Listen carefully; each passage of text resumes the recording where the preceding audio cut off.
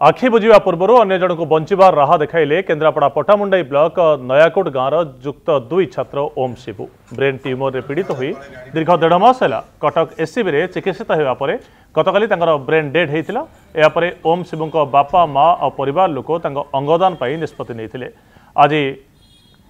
शल्य चिकित्सा और वृक्क प्रतिरोपण विभाग में 2टी किडनी को सफलतार सहित बाहर कर अन्य 2 व्यक्ति लगाई व्यवस्था होती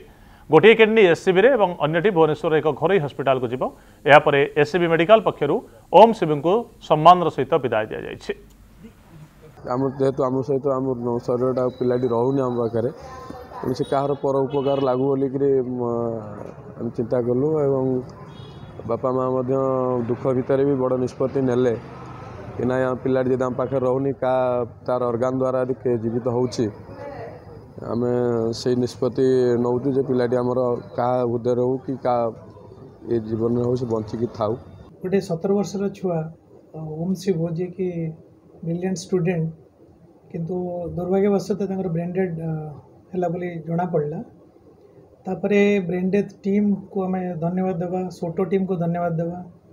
तापर जो स्वत प्रक्रिया हिसाब से आम ऑर्गन रिट्रीवल प्लान करूँ गोटे ऑर्गन एससीबी को आलोकेट कराई सोटो टीम द्वारा